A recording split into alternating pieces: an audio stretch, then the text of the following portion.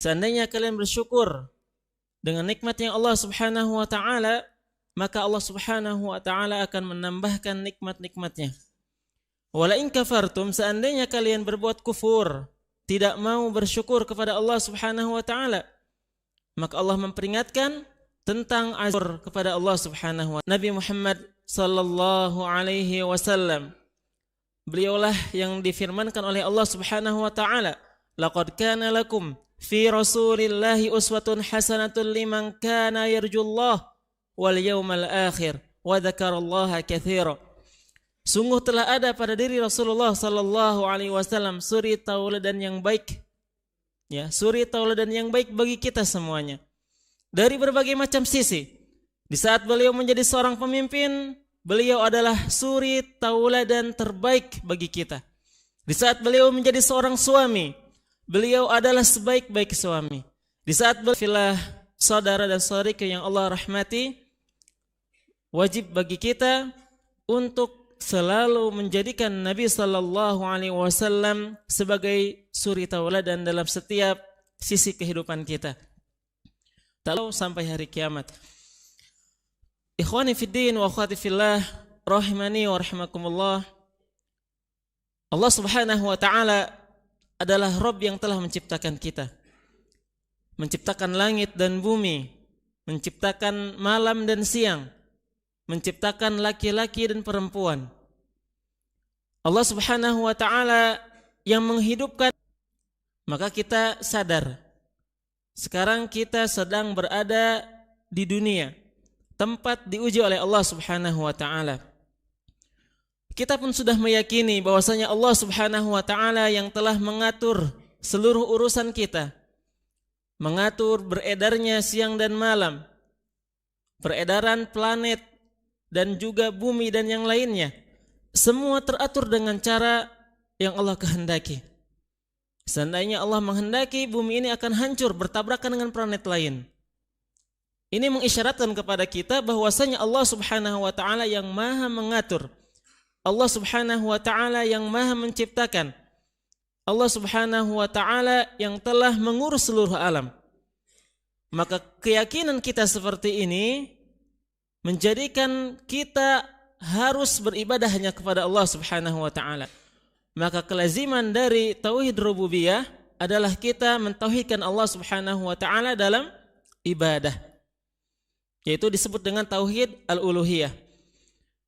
Maka ikhwani fiddin wa akhwati fillah, rahimani wa rahimakumullah, pada kesempatan pagi hari ini insyaallah kita akan membahas tentang jenis-jenis tauhid dan juga manfaat dari kita mempelajari tauhid ini. Muallif rahimahullahu ta'ala mengatakan anwa'ut tauhid wa fawaiduhu, jenis-jenis tauhid dan faidahnya. Beliau mengatakan limadza arsalallahu ar-rusul, kenapa Allah Subhanahu wa ta'ala mengutus para rasul. Allah mengutus Nabi Nuh alaihi salam, Allah mengutus Nabi Musa alaihi salam, mengutus Nabi Muhammad sallallahu alaihi wasallam dan juga para rasul yang lainnya. Untuk apa Allah mengutus mereka? Maka jawabannya arsalahumullahu lida'wati ila ibadatihi. Allah Subhanahu wa taala mengutus mereka semua agar manusia beribadah hanya kepada Allah Subhanahu wa taala. Agar manusia beribadah hanya kepada Allah Subhanahu wa taala. Kemudian agar manusia terjauh dari perbuatan syirik. Wa nafyu syirk anhu, sebagaimana Allah Subhanahu wa taala berfirman, wa laqad ba'atsna fi kulli ummatin rasulan an i'budullah wajtanibut tagut, dan sungguh kami telah mengutus bagi setiap umat itu seorang utusan agar mereka beribadah hanya kepada Allah Subhanahu wa taala dan mereka menjauhi tagut. Surat An-Nahl ayat ke-36. Jadi Allah Subhanahu wa taala mengutus para anbiya, para rasul seluruhnya agar mengajarkan kepada manusia tata cara ibadah kepada Allah Subhanahu wa taala. Makanya di antara syarat diterimanya ibadah adalah yang pertama ikhlas karena Allah Subhanahu wa taala, yang kedua mengikuti contoh dari Rasul sallallahu alaihi wasallam. Maka kalau seseorang beribadah dengan caranya sendiri, maka tidak akan diterima. Orang berpuasa setiap hari, menyambung, tidak berbuka di saat waktu maghrib datang. Dengan cara tersebut dia menginginkan pahala yang lebih misalnya, maka tidak akan diterima karena tidak ada contohnya dari Nabi Sallallahu Alaihi Wasallam. Orang yang tidak mau menikah misalnya karena ingin fokus ibadah, karena ini tidak dicontohkan oleh Nabi Sallallahu Alaihi Wasallam, maka dicela. Sebagaimana datang dalam hadis Nabi Sallallahu Alaihi Wasallam, 3 orang yang bertanya tentang bagaimana ibadah Nabi Sallallahu Alaihi Wasallam. Kemudian mereka memandang bahwasanya mereka harus lebih dari Nabi Sallallahu Alaihi Wasallam. Mereka mengatakan, salah seorang di antaranya, saya tidak akan menikah, akan fokus beribadah. Yang lainnya mengatakan, saya akan saum terus menerus. Yang lainnya mengatakan, saya akan melaksanakan sholat malam, ya, dan tidak akan tidur. Maka terdengarlah berita ini kepada Nabi Sallallahu Alaihi Wasallam. Maka Nabi mengatakan, wallahi, demi Allah, aku adalah orang yang paling takut kepada Allah Subhanahu wa taala, paling mengenal Allah Subhanahu wa taala. Akan tetapi aku menikahi perempuan, aku juga berpuasa dan berbuka, dan aku pun melaksanakan salat dan aku pun tidur. Maka subhanallah, orang yang semangat ibadahnya namun dilandasi dengan sesuatu yang tidak datang dari Nabi Sallallahu Alaihi Wasallam, amalnya tidak akan diterima.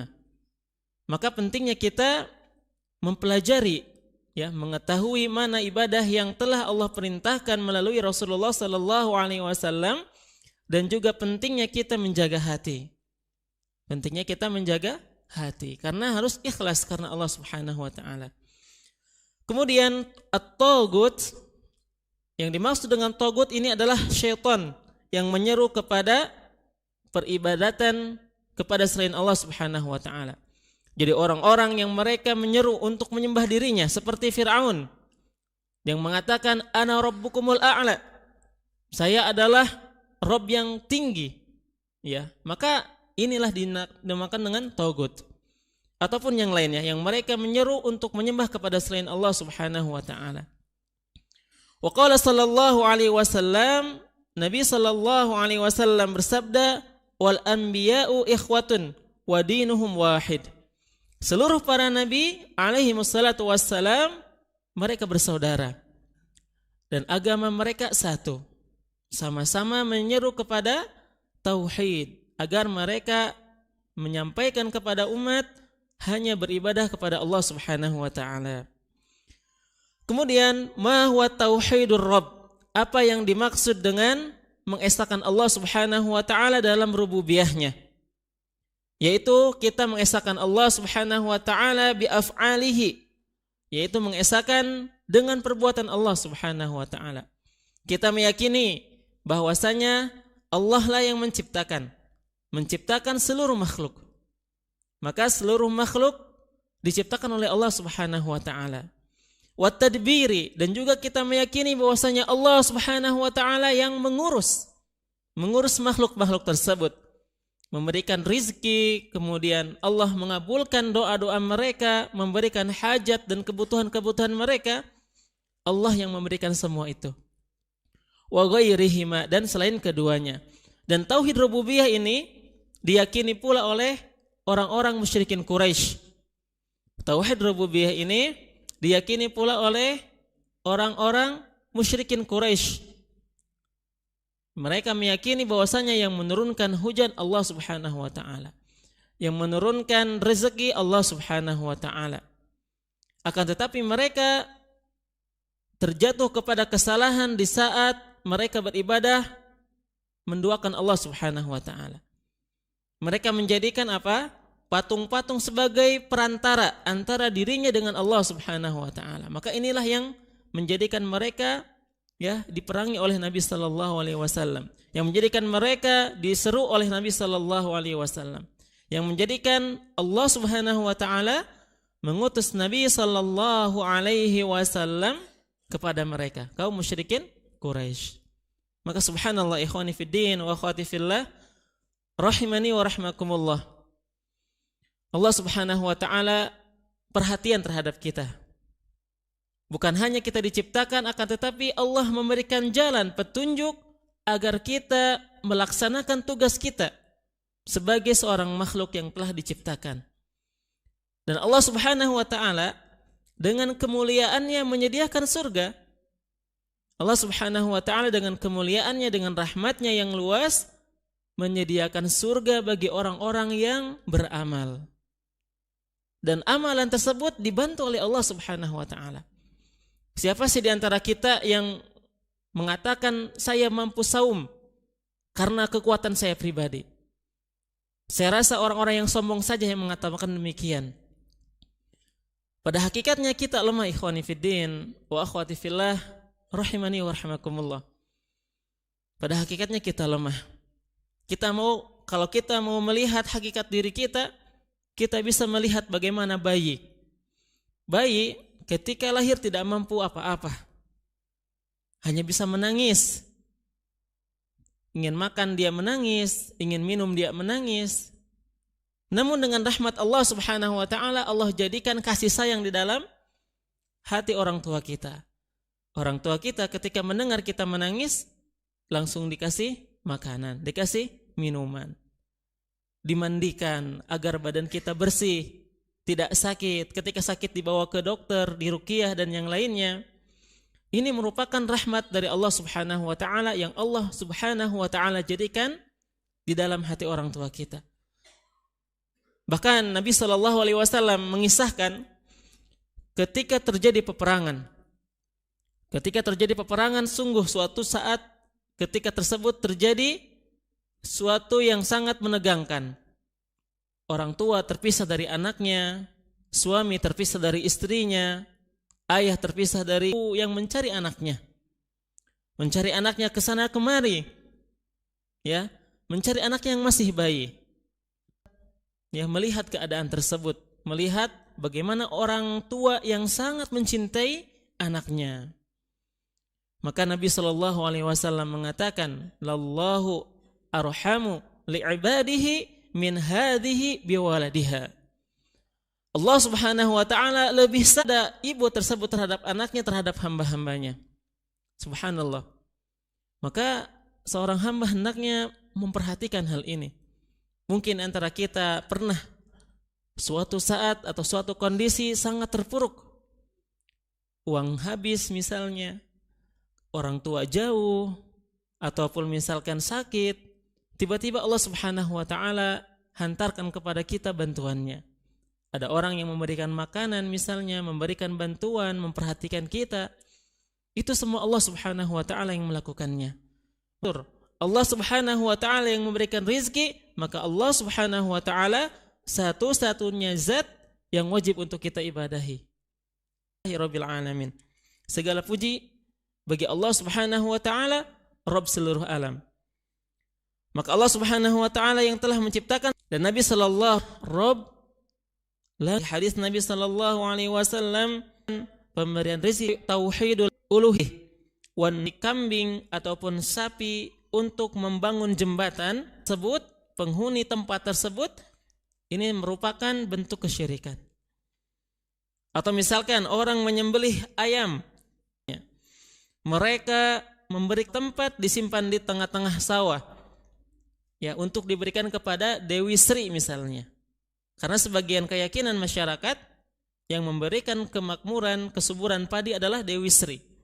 Sebagian masyarakat. Maka ini termasuk jenis-jenis kesyirikan. Termasuk jenis-jenis kesyirikan. Padahal Allah Subhanahu wa taala yang mampu memberikan manfaat, dan hanya Allah Subhanahu wa taala yang mampu menghilangkan kemudaratan. Bukankah Nabi sallallahu alaihi wasallam mengabarkan, seandainya seluruh makhluk berkumpul dari yang awal sampai yang akhir, baik manusia ataupun jin, ingin memberikan kemudaratan kepada seseorang dan Allah tidak menghendakinya, maka tidak mungkin orang tersebut kaum tidak ada yang dapat mengalahkannya. Ketika Allah menghendaki kebinasaan kepada suatu kaum, maka tidak ada yang dapat mencegahnya. Maka ikhwani fiddin wa akhwati fillah rahimani wa rahimakumullah, Allah Subhanahu wa taala satu-satunya zat yang wajib kita sembah. karena kemanfaatan, kemadaratan bersumber dari Allah Subhanahu wa taala. Nanti ada yang celaka. Ternyata qadarullah ada yang celaka.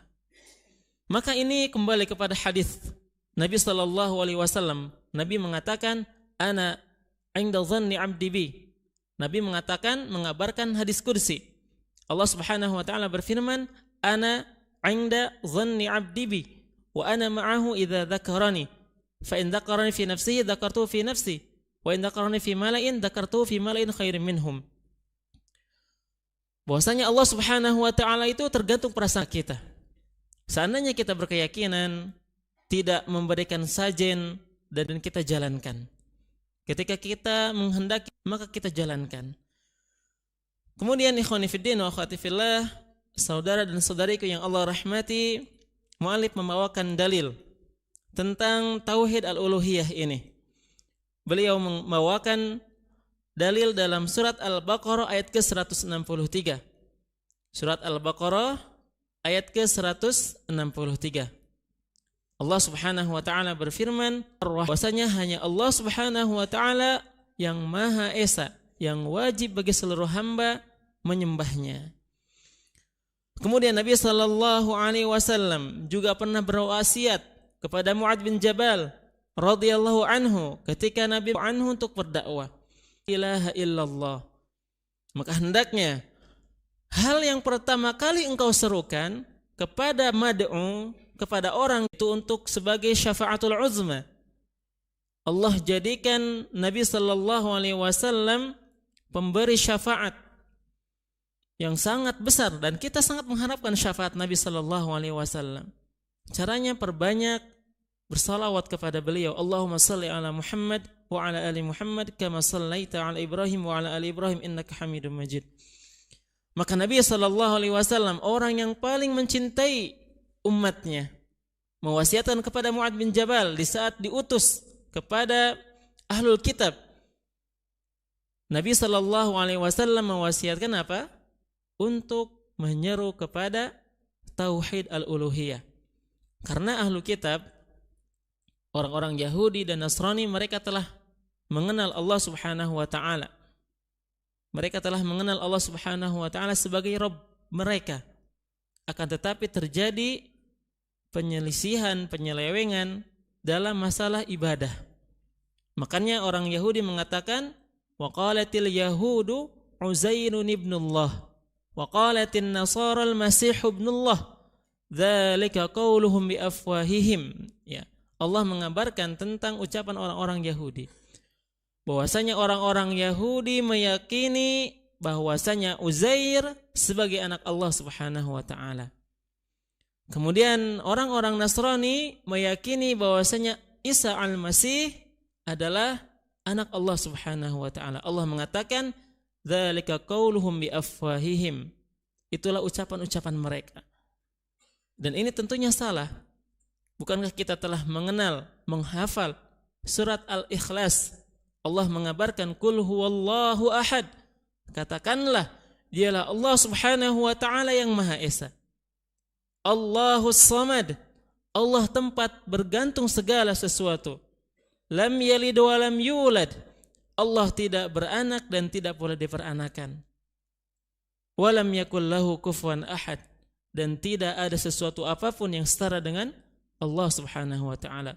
Allah membantah keyakinan orang Yahudi, keyakinan orang Nasrani bahwasanya Allah memiliki anak. Subhanallah. Maka tauhid al-uluhiyah adalah mengesahkan Allah Subhanahu wa taala. Dalam riwayat yang lainnya, Nabi bersabda kepada Mu'adz, ila ayyuhidullah, agar engkau menyeru mereka untuk mentauhidkan Allah Subhanahu wa taala. Jadi jelas apa yang dibawa oleh para anbiya, apa yang diwasiatkan oleh Nabi sallallahu alaihi wasallam sebaik-baik manusia, orang yang paling mencintai Allah Subhanahu wa taala dan paling dicintai Allah Subhanahu wa taala, mewasiatkan agar para sahabat berdakwah dengan tauhid.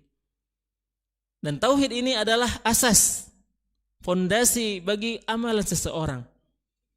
Misalnya dia beramal dengan amalan yang banyak, akan tetapi tauhidnya tidak beres, maka amalannya akan hancur. Apa dalilnya? La in asyrakta la yahbatanna 'amaluka wa la takunanna minal khasirin. Seandainya engkau berbuat syirik, maka akan hapus seluruh amalanmu dan engkau pasti akan menjadi orang-orang yang merugi. Makanya orang-orang yang non-muslim, sebanyak apapun harta yang mereka keluarkan untuk bakti sosial, menolong orang-orang yang membutuhkan, kelak di akhirat akan dijadikan apa? Seperti debu-debu yang berterbangan. Faja'alnahu haba'an manthura. Allah jadikan amalan mereka hilang. Ya. Akan tetapi keadilan Allah Subhanahu wa taala, Allah tidak akan menyia-nyiakan yang gemar memberikan keadilan Allah Subhanahu wa taala. Allah memberikan balasan kepada mereka, orang-orang muslim, ya, di dunia. Allah habiskan seluruh balasan untuk mereka. Makanya kita melihat ada orang yang suka bersedekah atau memberikan hartanya kepada orang-orang yang membutuhkan, ternyata Allah berikan harta yang begitu banyak padahal non-muslim. Atau misalkan orang yang dia membantu orang lain, Allah jadikan anak-anaknya baik, sukses misalkan dalam masalah dunia. Maka ini keadilan Allah Subhanahu wa taala. Allah Subhanahu wa taala tidak berbuat zalim sedikit pun terhadap hamba-hambanya. Dan seandainya Allah menghendaki, semua makhluk akan beriman kepada Allah Subhanahu wa taala. Akan tetapi Allah memberikan ujian kepada kita, Allah memberikan kepada kita kemampuan membedakan mana yang baik, mana yang buruk, mana jalan keselamatan, mana jalan kehancuran. Maka tinggal kita menentukan nasib kita sendiri.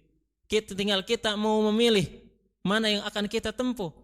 Allah telah mengutus para rasul, Allah Subhanahu wa taala telah menurunkan Alkitab, Al-Qur'an.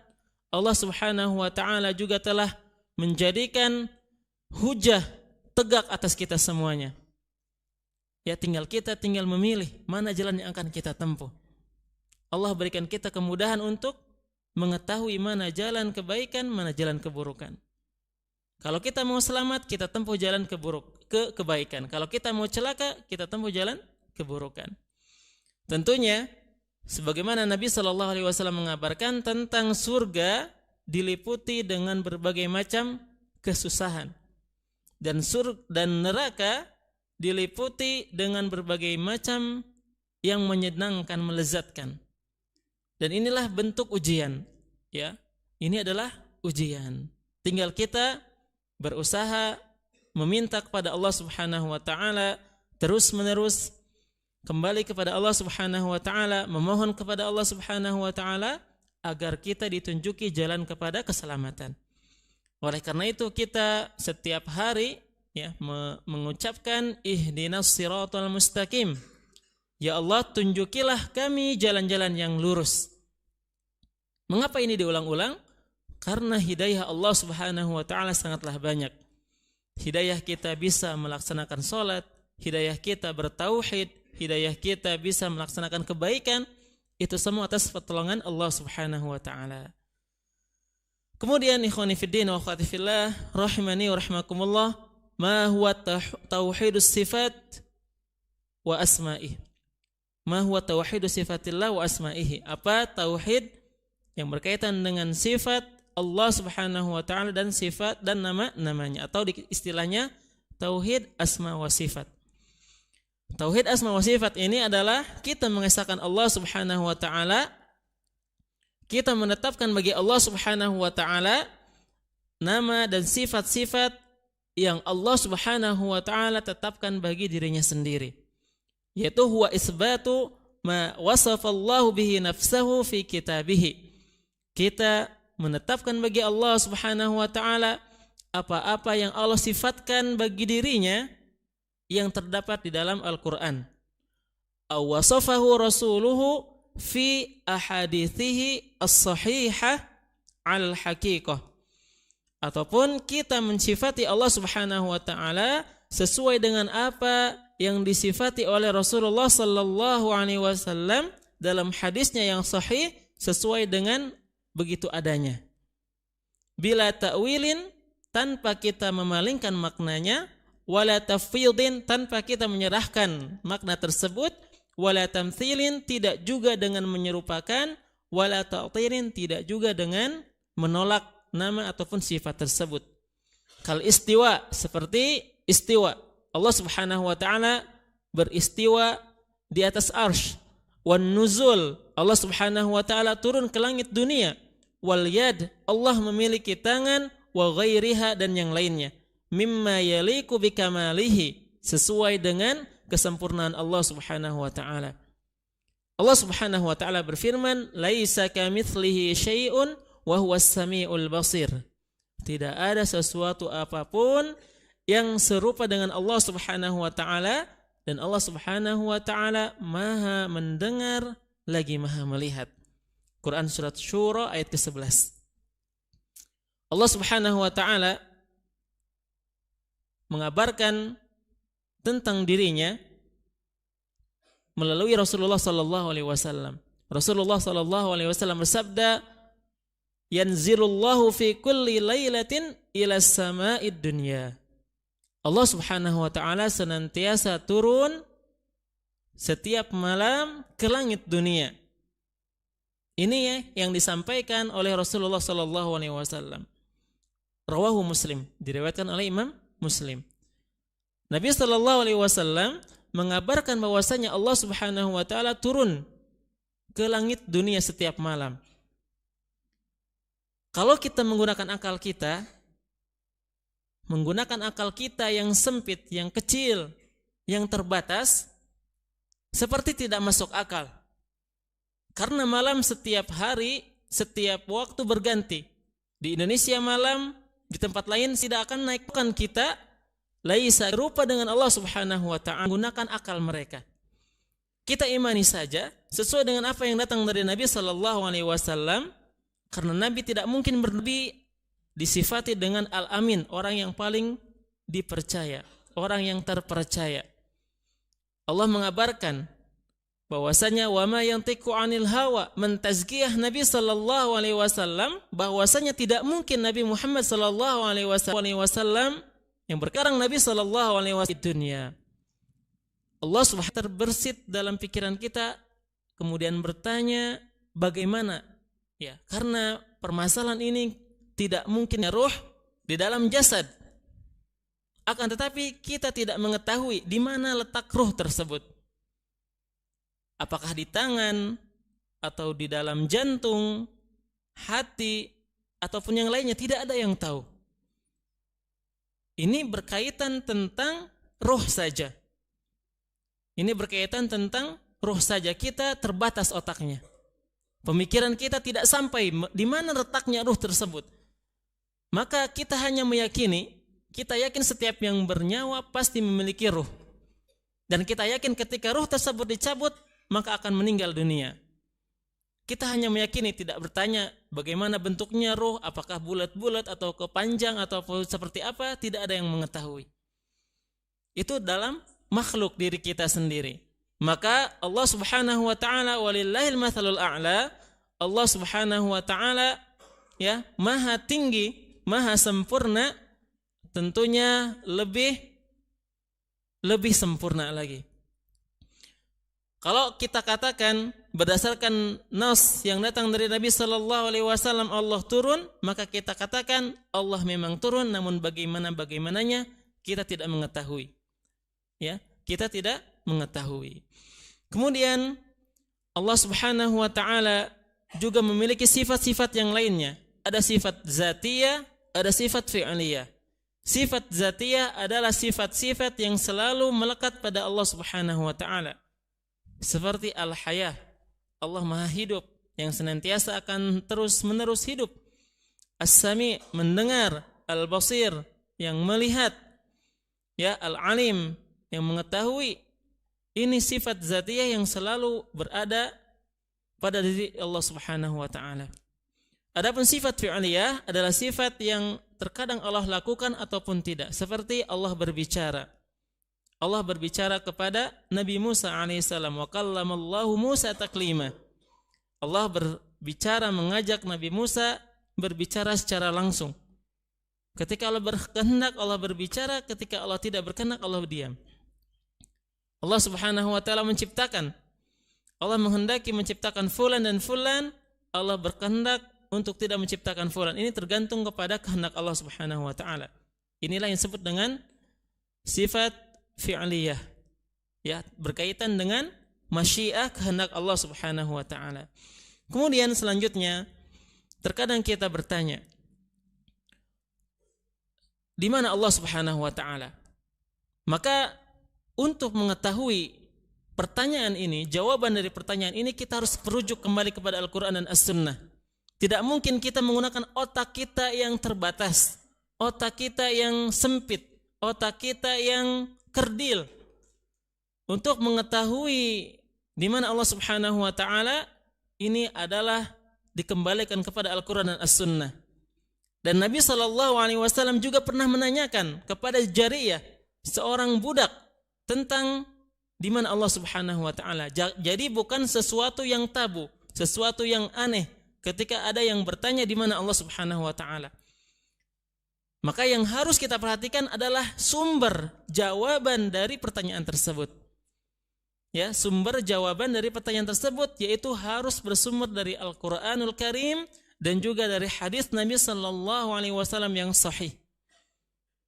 Dan tentunya disertai dengan pemahaman para sahabat, para ulama yang mereka telah ditazkiyah, direkomendasikan oleh Nabi sallallahu alaihi wasallam sebagai generasi terbaik.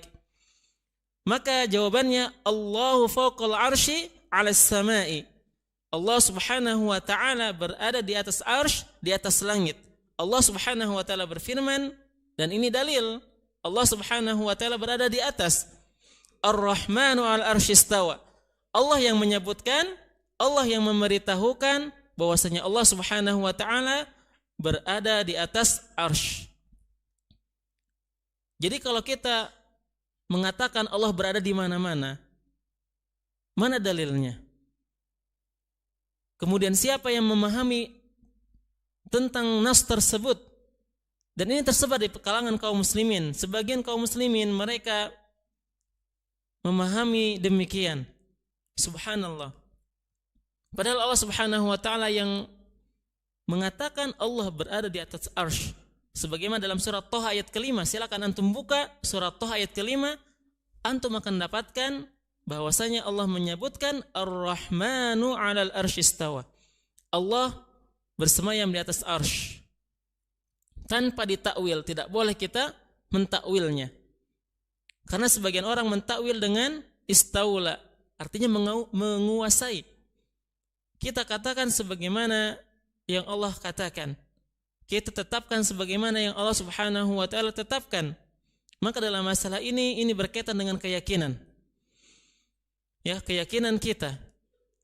Allah Subhanahu wa ta'ala mengabarkan ada di atas, maka kita yakini Allah Subhanahu wa ta'ala berada di atas segala makhluknya. Bukankah peristiwa Isra dan Mi'raj, Nabi SAW naik ke atas langit? Ya.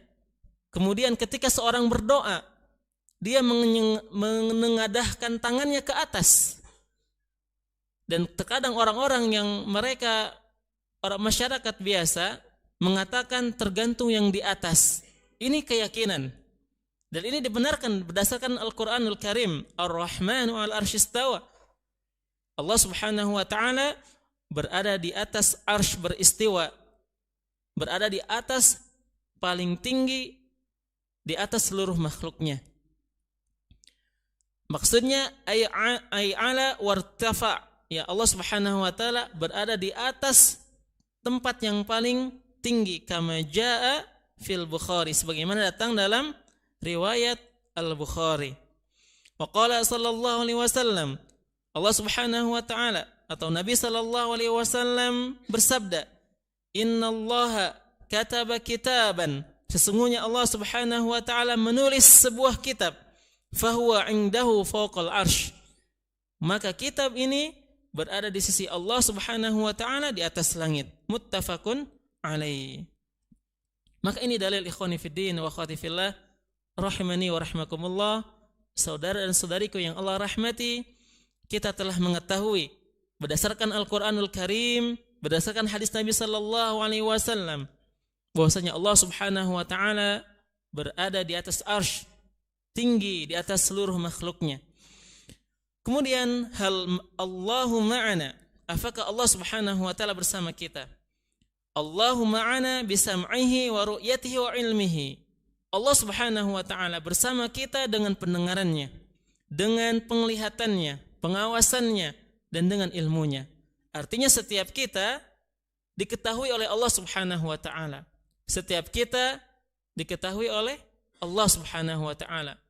Apa yang terbesit dalam hati kita, apa yang kita pikirkan, lirikan mata yang kita lemparkan atau yang kita lihat, seluruhnya diketahui oleh Allah Subhanahu wa taala. Dan ini harus diyakini oleh setiap kita. Karena keyakinan ini akan menjadikan kita semakin takut kepada Allah Subhanahu wa taala. Segala perbuatan tubuhnya. Bahkan dia akan memperhatikan apa-apa yang ada dalam hatinya. Niat-niat baik, niat-niat buruk, dia jauhkan dalam hatinya. Niat baik dia tambahkan, dia usahakan, dan niat-niat buruk dia jauhkan dalam hatinya. Karena Allah mengetahui hal tersebut. Kemudian ikhwani fiddin wa akhwati fillah rahimani wa rahimakumullah. Dalil bahwasanya Allah bersama kita dengan penglihatannya, dengan pendengaran dan ilmunya adalah firman Allah Subhanahu wa taala dalam surat Thaha ayat ke-46. Dalam surat Thaha ayat ke-46 Allah Subhanahu wa taala berfirman, qala la takhafa innani ma'akuma asma'u wa ara. Allah berfirman kepada Nabi Musa dan Nabi Harun di saat Allah perintahkan Nabi Musa dan Nabi Harun untuk mendatangi Fir'aun. Allah berfirman, qala la takhafa. Janganlah kalian berdua takut. Takut kepada Fir'aun, jangan takut kepada Fir'aun. Subhanallah. Bayangkan saja kalau seandainya kita diperintahkan untuk mendatangi raja yang bengis, yang di tangannya telah tertumpahkan darah beratus-ratus manusia, yang kekuasaannya meliputi satu negara atau satu wilayah yang besar, yang prajuritnya banyak, kekayaannya melimpah, dan dia raja yang zalim, tentu kita pun akan takut. Ya, tentu kita pun akan takut. Bahkan Nabi Musa alaihissalam pun terbersit dalam hatinya rasa takut. Oleh karena itu Allah mengatakan, qala la takhafa innani ma'akuma asma'u wa ara. Kalian berdua, Nabi Harun dan Nabi Musa, janganlah kalian takut. Sesungguhnya aku bersama kalian, aku mendengar dan aku melihat. Maka kebersamaan Allah Subhanahu wa taala dengan hamba-hambanya adalah kebersamaan ilmu Allah Subhanahu wa taala, kebersamaan penglihatan Allah Subhanahu wa taala, kebersamaan pendengaran Allah Subhanahu wa taala. Ya, makanya ketika Nabi Musa dan Nabi Harun datang kepada Fir'aun, Allah menangkan Nabi Musa dan Nabi Harun. Subhanallah. Ya, bahkan bisa kita baca kisahnya dalam Al-Quran. Kisah lengkapnya dalam surat Al-Qasas, menceritakan tentang dari awal lahirnya Nabi Musa sampai meninggalnya. Dalam surat Al-Qasas Allah menceritakan lengkap tentang Nabi Musa alaihi salam. Kemudian ikhwani fiddin wa akhwati fillah rahimani wa rahmakumullah, hadis Nabi sallallahu alaihi wasallam yang mengabarkan tentang kebersamaan Allah Subhanahu wa taala adalah beliau mengatakan, innakum tad'una sami'an qariban wa huwa ma'akum.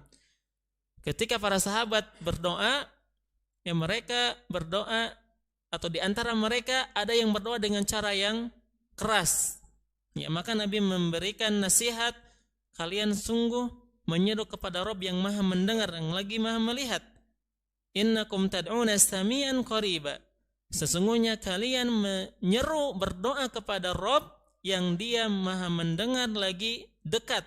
Wa huwa ma'akum, dan Dia bersama kalian. Artinya dalam hadis ini menjadikan dalil Allah Subhanahu wa taala bersama dengan kita dengan penglihatan, dengan pendengaran dan dengan ilmu Allah Subhanahu wa taala. Ai bi ilmihi, atau dengan ilmunya. Rawahu Muslim. Hadis riwayat Muslim. Kemudian ma hiya faidatut tauhid? Apa faidah dari seseorang yang bertauhid kepada Allah Subhanahu wa taala? Faidatut tauhid hiyal amnu fil akhirati minal adzabi wal hidayatu fid dunya wa takfiru adz-dzunub. Faidah seseorang yang bertauhid adalah dia mendapatkan keamanan di akhirat. Dia tidak akan diazab oleh Allah Subhanahu wa taala. Dia akan dilindungi oleh Allah Subhanahu wa taala dari berbagai macam kegentingan yang terjadi di hari kiamat.